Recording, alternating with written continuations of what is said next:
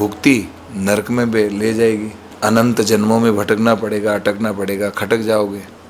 इसलिए युक्ति चाहिए और युक्ति मिलेगी संतों के पास। अर्थ का संपादन बिना धर्म के करोगे, यही अर्थ तुम्हें बर्बाद और बदनाम कर देगा। मोक्ष को ध्यान में रखते हुए सृष्टि को यथावत बनाए रखने के लिए, वंश वृद्धि के लिए काम का ही सेवन होना चाहिए। काम लोलुप व्यक्ति का चरित्रहीन होना और बर्बाद होना, समाज में उसकी कोई इमेज नहीं है। सनातन धर्म की 4 चीजें बहुत ही प्रधान हैं, जिसके लिए हर व्यक्ति आराधना करता है, लालायित रहता है, उसकी इच्छाएं रहती हैं कि वह उसे प्राप्त हो। वह 4 चीज़ें हैं, भुक्ति, युक्ति, मुक्ति और भक्ति। हम इन चारों बातों को समझेंगे कि ये चारों चीज़ें हैं क्या चीज़, इनको कैसे प्राप्त किया जाता है, और यह समझाने और बताने का काम राम स्नेही संप्रदाय के कथावाचक हरि राम शास्त्री जी तिलक पत्रिका पर करेंगे। भुक्ति, युक्ति और भक्ति और मुक्ति। भुक्ति और युक्ति की जोड़ी है तो भक्ति और मुक्ति की जोड़ी है।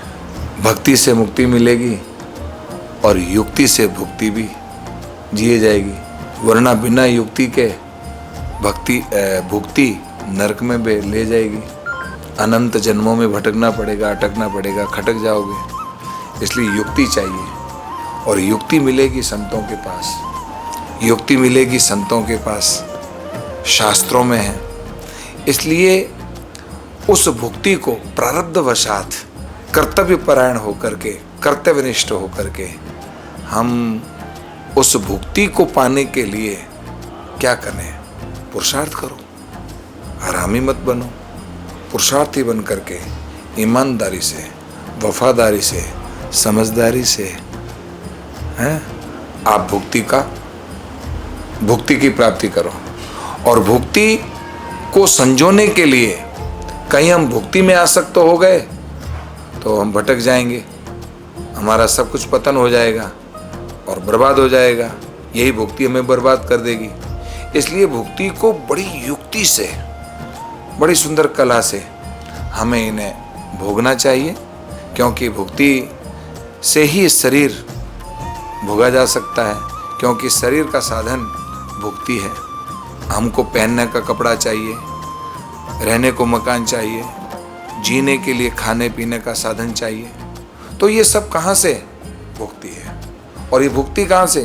पुरुषार्थ, कर्तव्यपरायण होकर के पुरुषार्थ करो।